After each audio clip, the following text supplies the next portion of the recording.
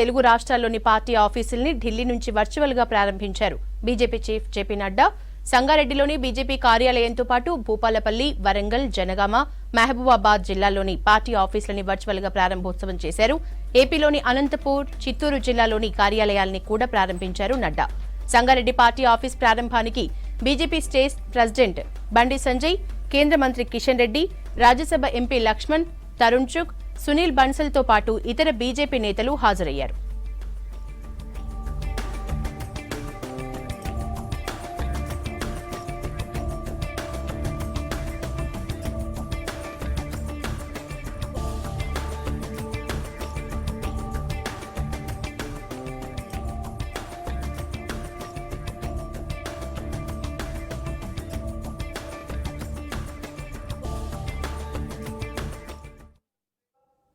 कि कार्यालयों की श्रृंखला में भी तेलंगाना और आंध्र प्रदेश पीछे नहीं रहा है और आज मुझे ये सौभाग्य मिला, ये मुझे मौका मिला कि मैं भारतीय जनता पार्टी के कार्यालयों का श्री गणेश करके समर्पित करते हुए, लोकार्पण करते हुए तेलंगाना के कार्यकर्ताओं को और आंध्र प्रदेश के कार्यकर्ताओं को यह कार्यालय समर्पित करता हूं और इसके लिए आप सबको पुनः बहुत बहुत बधाई देता हूं।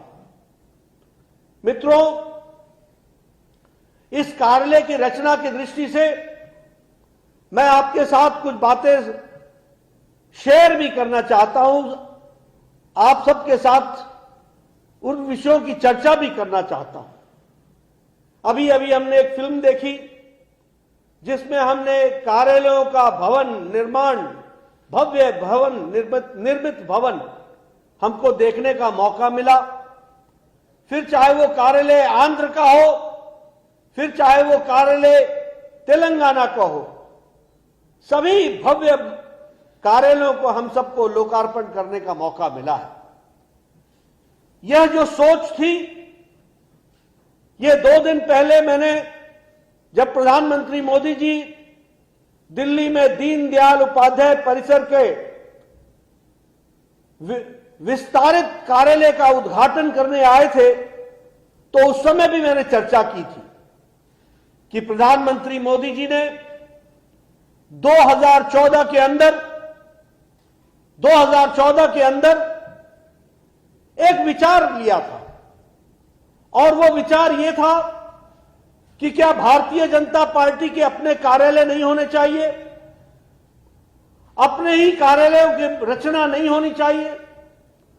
और उस समय अमित शाह जी ने एक भव्य कार्यक्रम बनाकर, जो हमारे राष्ट्रीय अध्यक्ष थे, उन्होंने तय किया था कि हम कार्यालयों की रचना करेंगे और लगभग लक्ष्य था 887 कार्यालय देश के अंदर बनाएंगे और साथ ही साथ सभी प्रदेश हेडक्वार्टर्स पर अपना एक भव्य कार्यालय बनाएंगे। आज मुझे खुशी होती है ये बताते हुए कि आपके कार्यालयों का उद्घाटन करने के साथ साथ देश भर में 500 कार्यालय बनकर के निर्मित हो गए हैं। 500 offices are now dedicated to the कार्यकर्ता ऑफ वेरियस डिस्ट्रिक्ट्स। आपको जानकर के यह भी खुशी होगी, 108 कार्यालयों की रचना की जा रही है, 108 कार्यालय बन रहे हैं और 123 कार्यालयों के कागजात भी तैयार हो गए हैं और अब वहां पर भी बहुत जल्दी से काम शुरू होगा। तो मैं आज आप सबसे यह बताते हुए मुझे खुशी हो रही है कि भारतीय जनता पार्टी हर जिले में एक भव्य कार्यालय भारतीय जनता पार्टी बनाने का लक्ष्य लेकर के चली है। 500 कार्यालय बन गए, 108 कार्यालयों का काम चला है, 123 कार्यालयों के लिए जमीन ले ली गई है। यह भी हमको ध्यान में रखना होगा। मित्रों, आज मुझे तेलंगाना के 5 कार्यालयों का उद्घाटन करने का मौका मिला। उसी तरीके से 2 कार्यालयों का उद्घाटन करने का मौका मुझे आंध्र प्रदेश में मिला। मित्रों, ये कार्यालय नहीं है, these are not BJP offices, these are संस्कार केंद्रास ऑफ भारतीय जनता पार्टी। और जब मैं संस्कार केंद्र कहता हूं तो हमें समझना होगा कि यहां पर सिर्फ ये कंक्रीट का बिल्डिंग नहीं है, ये हमारे सपनों का विस्तार है, ये कार्यकर्ताओं के विचार का विस्तार है। और आज के दिन हमें उन लोगों को भी याद करना पड़ेगा।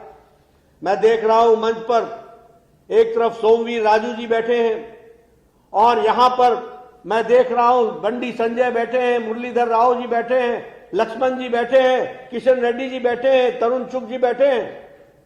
हम सब लोगों को पिछले 40 साल से काम करने का मौका मिला है। हम लोगों ने उन लोगों को देखा है जिन 4 पीढ़ियों ने अपने आप को खपा दिया, छोटे से कमरों में कार्यालय चलाते रहे, दरियों पर बैठ करके कार्यालय की रचना करते रहे। आज उनके तप के कारण आज हमको ये भव्य निर्मित कार्यालय मिले हैं। उनको याद करना आज हमारी नैतिक जिम्मेवारी है। उनको याद करके नमन करना ये हमारा परम कर्तव्य है, जिसको हमको समझना होगा।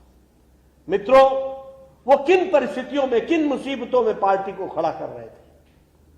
मैंने ये नाम इसलिए लिए जो आप मंच पर बैठे हैं, क्योंकि आप लोग भी उन लोगों की तपस्या के चश्मदीद गवाह हैं।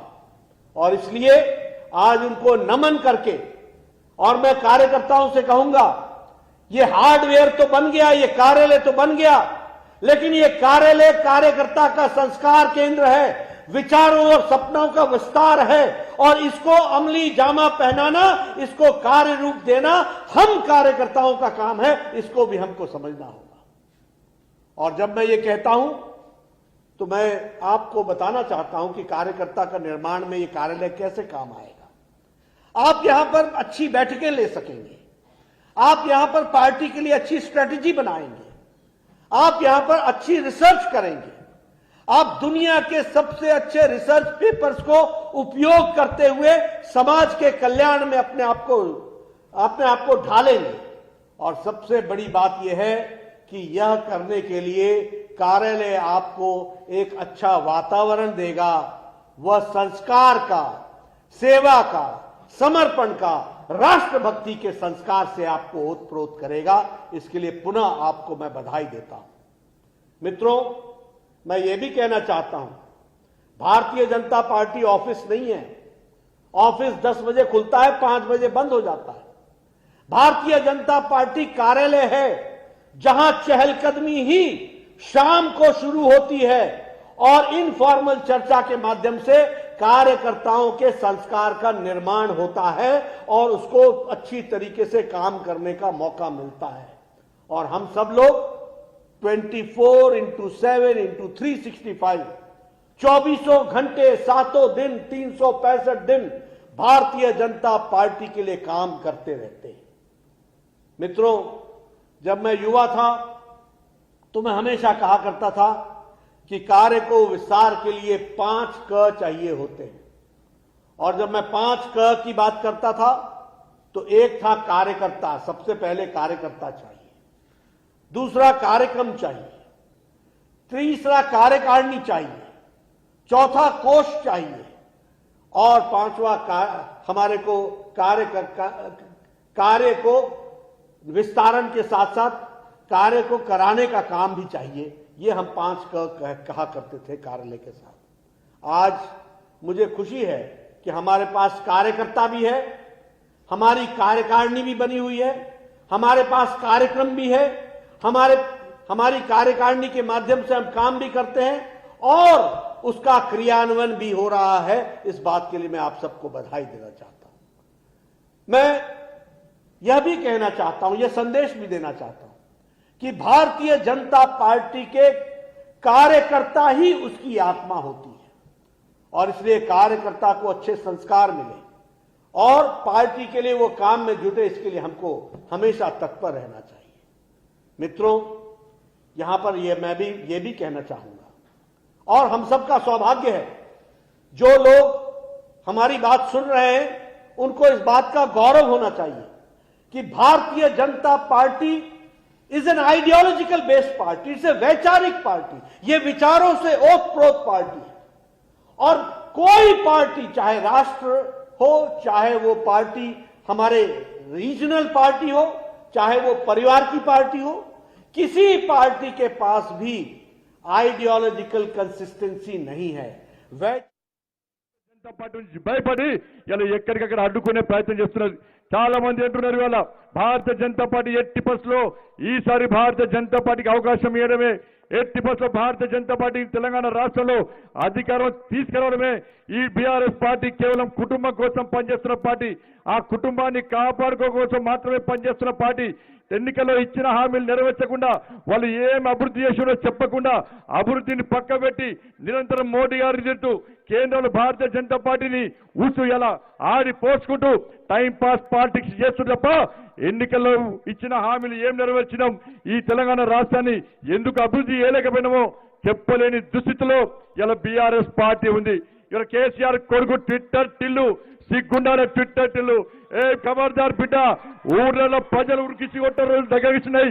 నా నరేంద్ర మోడీ బ్రోకర్ కాదట, నీ అయ్య బ్రోకర్, పాస్పోర్ట్ల బ్రోకర్ మీ అయ్యా.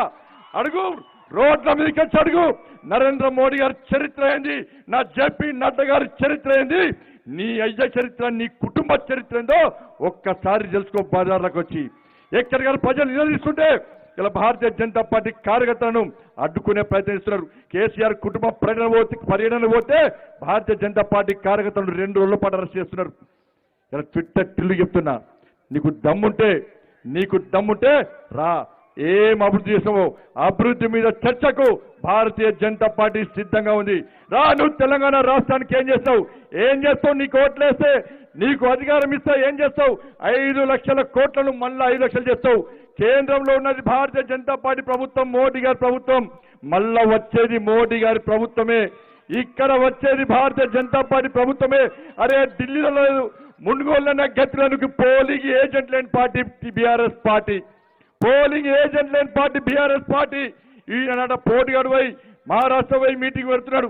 కేవలం టీఎస్పీఎస్ విషయంలో 30 లక్షల మంది బతుకు బర్బాద్ అయితే కనీసం నోరు మెదపని మూర్ఖుడు నీ అయ్య ముఖ్యమంత్రి కేసీఆర్ అన్న ముఖ్యాన్ని, కేసీఆర్ కొడుకు ట్విట్టర్ టిల్లు గుర్తుంచుకోవాలి. మాట్లాడిపి మీ అయ్యని గల్లబట్టి బయటకు ఉంచుకరా.